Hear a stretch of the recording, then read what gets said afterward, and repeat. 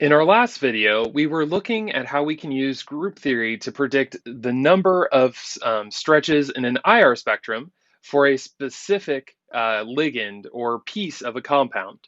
Now, if we're going to try to use IR spectroscopy, we might be more interested in a more holistic view of the compound in question. So today we're going to look at predicting the IR spectrum of N2O4, which is drawn out here.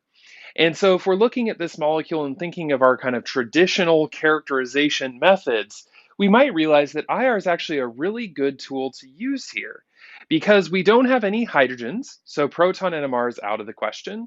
We don't have any carbon atoms, so even a carbon NMR is out of the question. This molecule itself is a gas, so it would be hard to do kind of traditional spectroscopy or characterization using something like maybe absorption spectroscopy, which we might lean towards because we do in fact have a bunch of pi bonds here. And so that leaves us with our vibrational spectroscopy. So when we're characterizing this compound, we would be interested to determine how many total vibrations would we expect to see in something like the IR spectrum, right? How can we look at all of the different molecular motion for this molecule and not just particular functional groups that are moving or vibrating, but all molecular motion and determine what its IR spectrum may in fact look like?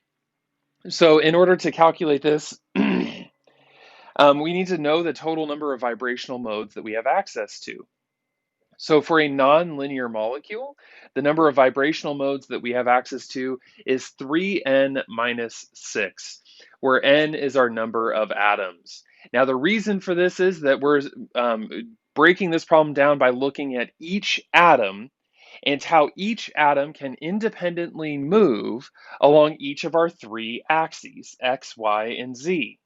So that's where the 3n comes from, right? The 3n in this equation is that we're looking at each atom's possibility to move along the x-axis, along the y-axis, and along the z-axis. So y minus 6, right? Where does this minus 6 come from in the equation? Well, if we imagine that we took each one of these atoms and at one point we moved them all to the right by 1 centimeter, that is now a molecular motion, right? I'm describing the movement of my atoms. I might be able to describe and say that each one of them, right, moved 1 centimeter to the right. Now, if we're thinking about a vibrational mode, right, our molecule vibrating, this is not a vibration. If all of our atoms move along a single axis, this is a translation. It's the movement of our entire molecule, right, by 1 centimeter to the right along our axis. And this can occur for each one of our axes, right? We could move the whole molecule along the x-axis, or along the y-axis, or along the z-axis, right? And so three of these modes that we're going to have to remove or consider here are our translations, which is just movement along our axes. The other three are rotations. So if we're thinking again about a molecular vibration, the atoms moving right away from each other or in a direction that causes a polarization of our molecule, a rotation would not cause that polarization of our molecule, right? If we imagine that the top two oxygens moved into the plane of your screen and the bottom two oxygens moved out of the plane of your screen, you would just be spinning this N2O4 molecule along its axis. And so this rotation is indeed one of the solutions that we will find, right? We, by definition, have to have a rotation of our molecule, but it is in fact not going to help us in terms of the vibrational spectroscopy, right? The way this molecule moves and vibrates. So we have this 3n minus 6, and we're going to refer back to this a few times because at the end of this talk, right, at the end of this lecture, we better get to an answer that says that we have 3n minus 6 vibrational modes along with our derivation. So if we're going to be using group theory for this, and the first step for pretty much anything we're doing with group theory is to in fact assign a point group. So here we see that we can assign our principal rotation axis as C2. There's actually a few different degenerate C2s you can derive that actually fall along all of our axes. So for this particular point group, we have these three different C2 axes, but whichever one we pick, we find out that there is, in fact, an orthogonal C2 rotation that goes along with it. So this means we are in our capital D point groups, right? In fact, a D2 point group. And if we look here, we can see that there is, in fact, a sigma H as well. So again, it depends on where you define your principal rotation axis that you get this sigma H. And so here I can see that this would then fall into my D2H point group, right? My D2H point group. And so we're going to need this information. We're going to need the character table for D2H in order to derive our vibrational modes for N2O4. So the way we're going to do this is actually going to look very similar to what we did in our last video when we were looking at carbonyl stretches, or the stretches of a particular functional group. Except now it's taken to the next level because we have a number of different essentially vectors that we are going to consider. So in this picture, right, we can imagine that each one of these atoms can move along my x-axis in blue, or my y-axis in red, or maybe even my green axis in my z-axis, which is in green. And so this is the way that we're going to generate the reducible representation for all molecular motion. Right? This is a big task we have in front of us because, again, we want to derive something that describes every single possibility in terms of our molecular motion here for N2O4. So we're going to generate three reducible representations, one for our x-axis, one for our y-axis, and one for our z-axis, and then we are going to combine them. So that means that we are going to need our character tables in front of us. So here's our D2H character table. So I've blanked out one of our lines here. So we've practiced, or maybe it's been a few weeks since we've really dug into this, but we know how to derive a line for our character table. So what I want you to do now is I want you to go through and practice deriving this line for our character table for B1U that is highlighted in red. So take a second if you need to and pause the video, derive this line for our character table before we move on. All right, so hopefully you were able to get this for your answer for B1U, right? And the reason that we're doing this is to remember how we actually derived each of these entries in our character table. So again, if our axis remained unchanged in this symmetry operation, it was assigned a 1. If our axis was inverted, we assigned it a -1 for each of these symmetry operations. And our new option, right, that came up in our last class is that if in fact our axis moved, which it can't for our irreducible representation, but that would be assigned a 0. So what we are going to do is we're going to go through that same exact process and generate our reducible representation for all of those arrows that I showed a minute ago, that x, y, and z axis for each and every atom. So we're going to start just by looking at x. So I'm going to call this gamma x. And this is our reducible representation that describes only each atom's motion in the direction of our x-axis. So I'm going to try to make this so it's a little bit easier to see. So we're only focused on these blue arrows at each one of our atoms as we begin. So again, the way that we are going to generate this reducible representation is we're going to perform each of our symmetry operations, just like we did in our last video. If the atom moves, that means our axis will move, and it will then be assigned a 0. If the axis is unchanged, right, if this blue arrow on each of these individual atoms ends up exactly where it began, we're going to assign a 1 for each blue arrow that remains unchanged. Lastly, if the axis itself is inverted, meaning it's in the same location, the atom didn't move, but it's pointed in the opposite direction, we're going to assign a -1. Now, this is much less common. In fact, you have to have a central atom, right, an atom that sits at the origin in order to get one of these -1 values. We see here that for N2O4, we actually don't have an atom lying at the dead center of our molecule. So we aren't actually going to see any negative ones, thankfully. So we're going to do this by looking at each and every one of these symmetry operations. Now, I will say, as we're working through these, that there is a copy of this presentation, or at least a version of this presentation, that is posted online on our website. So be sure to download that if you're having trouble seeing some of these things, or if you feel like you're scribbling down and writing down some kind of, boring information along the way. So let's look at our different symmetry operations here. We always start with the identity, right? We start with that E operation, and we can see that all of our axes are unchanged throughout that E operation.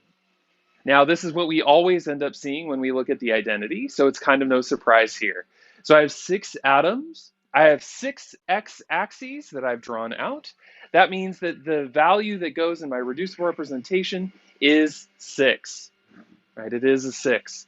So now what I've done for the other symmetry operations that are listed here is I've drawn out just one particular red arrow. This doesn't mean we're looking at something other than our x-axis.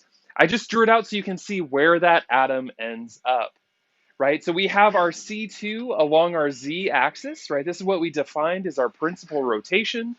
And we can see that, in fact, for our C2 along our z-axis, all of my atoms move, right? All of my atoms end up at a different location, which means my reducible representation, right, has a 0 for my C2 along the z-axis. The same is true for the C2 along my y-axis, right? So this is kind of spinning it in the plane of the board. If we go back to where we defined our y-axis, and so what we end up seeing is that, again, all of our atoms move for the way that I defined x, y, and z here.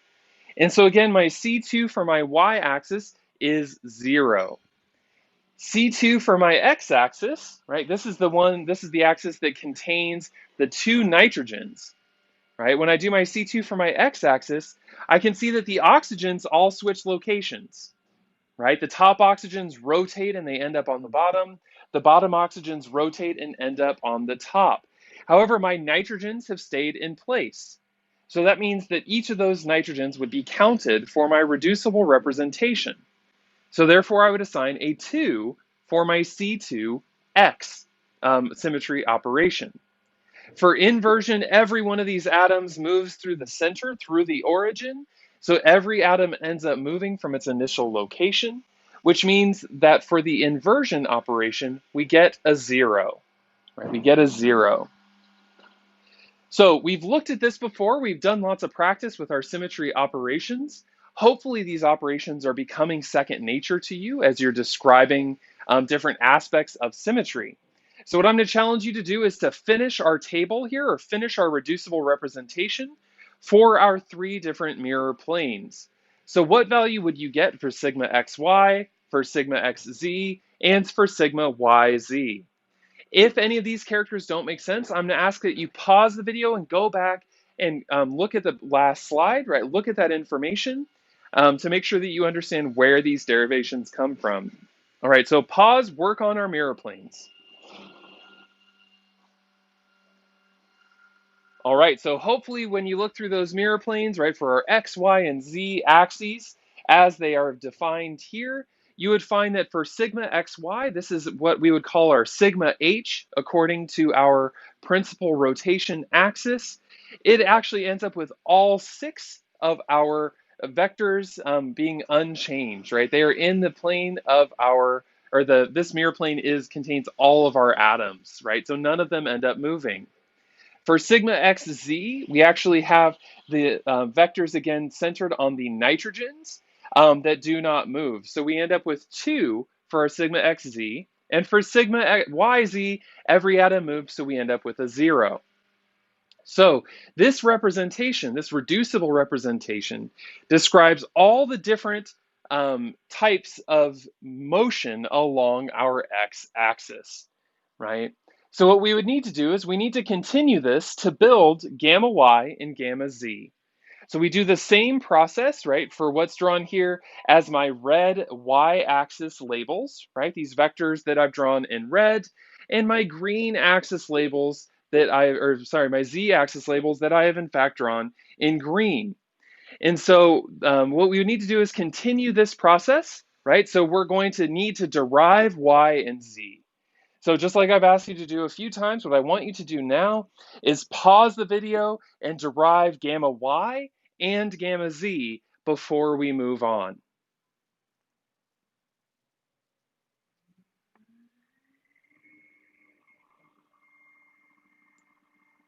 Hopefully you were able to get through that and assign our gamma y and gamma z, right? Hopefully these are the values that you arrived at in constructing our reducible representations, right? These are different axes. As we dig into our different molecular motions, when we're looking at these vibrations, these end up with different lines in our table.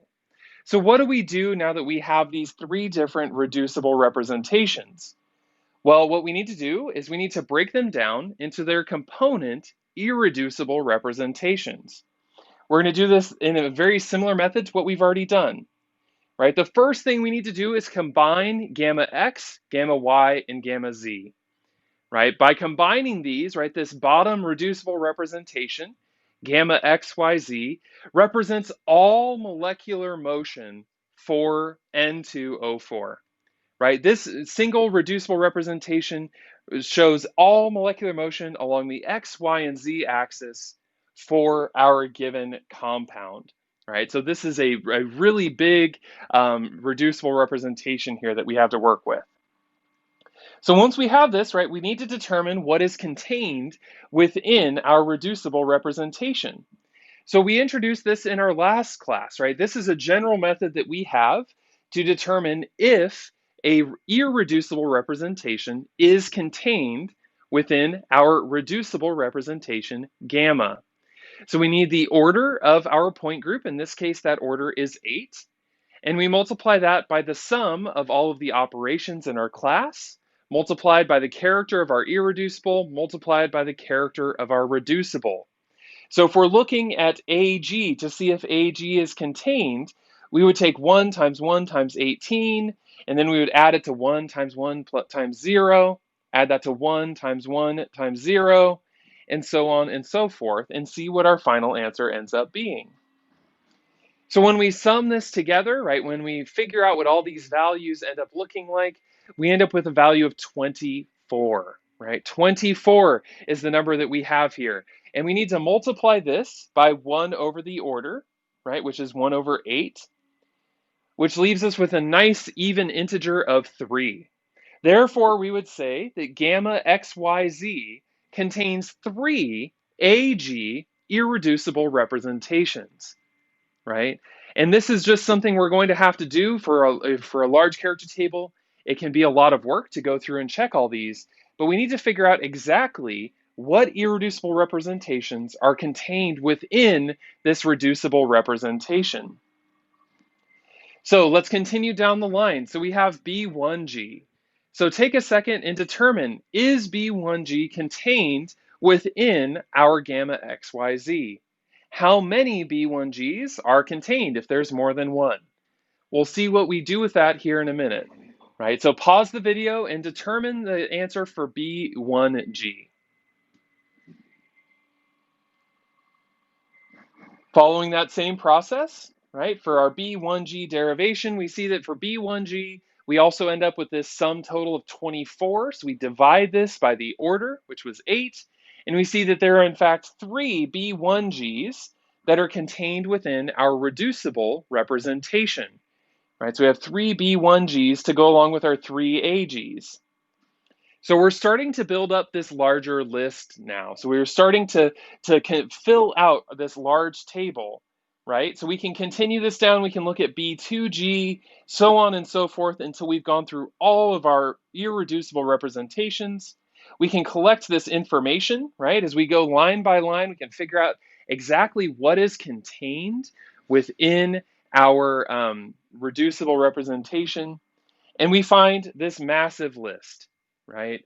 So as you're going through this, right, this might be a good time to pause and make sure that you come up with these same answers, right? That you can do this process of deriving the irreducible representations that are contained within a reducible representation. So now we have all this information. What do we do with this, right? So let's look and see the total number of irreducible representations that were contained, right? We can write this out as saying that there's 3AG plus 3B1G plus 2B2G plus a B3G plus an AU plus 2B1Us and 3B2Us and 3B3Us. So what on earth can we glean from this, right? What is the next step? Well, when we look at this, right, we can see that there's a total of 18 modes represented in our gamma, right? 18 modes. This is 3N. We had 6 atoms. We absolutely should end up with 3N total different modes for molecular motion here, right? So this is all molecular motion. This includes the translations and the rotations. How are these represented on our character table?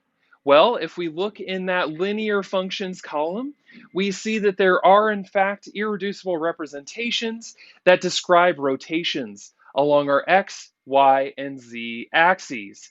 These are the R's with the subscript X, Y, or Z. So one and only one of those irreducible representations for each one of those lines corresponds to a rotation. Similarly, for translations, these are represented with the X, Y, and Z labels in our coordinate column. These particular modes correlate to the movement or translation of our entire molecule.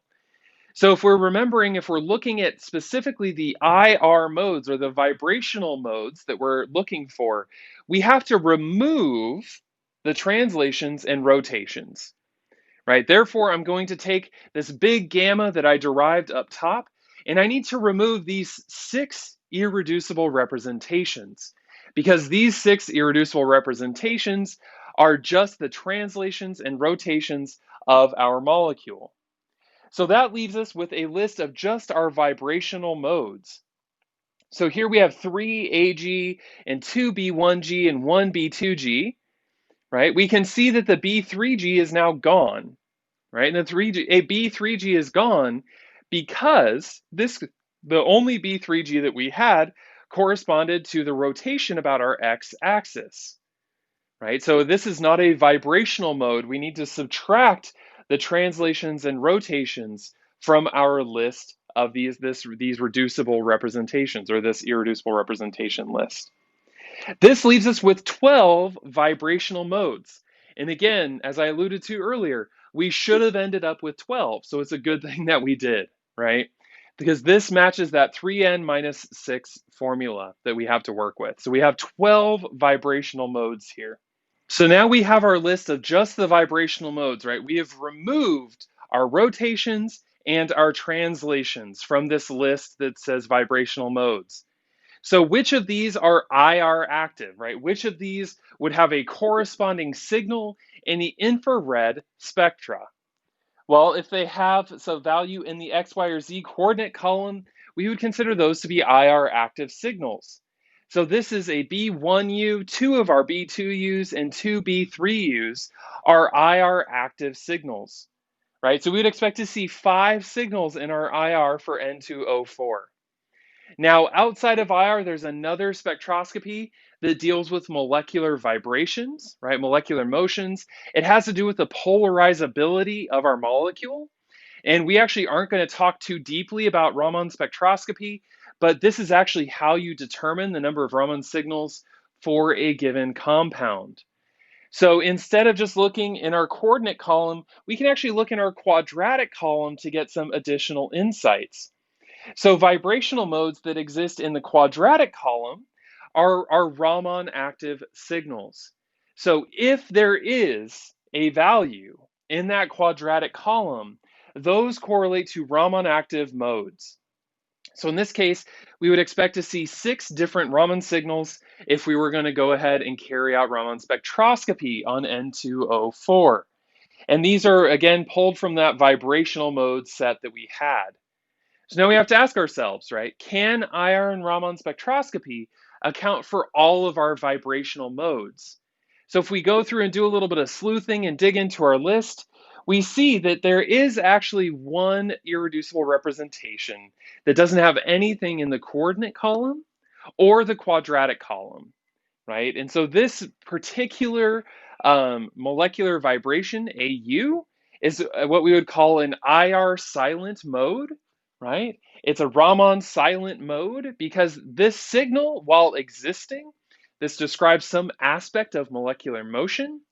It in fact does not manifest in our spectroscopy, right? So we would not be able to see a signal that corresponds to the AU vibrational mode, right? So we have one mode that is both IR and Raman silent. We have 5 different IR active signals and 6 Raman active signals that we can use or that describe the molecular motion of N2O4. Right? So we can break this down. We can describe all the translations, all the rotations, the vibrational modes, the IR active signals, and the Raman active signals. We can also identify any silent modes or silent vibrations that exist for a given compound.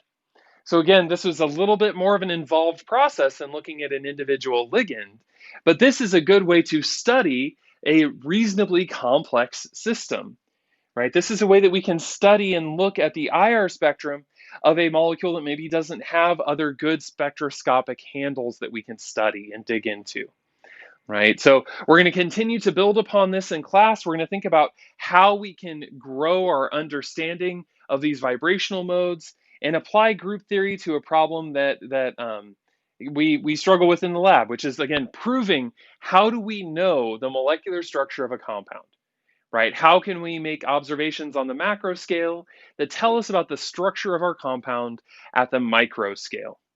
All right, thank you.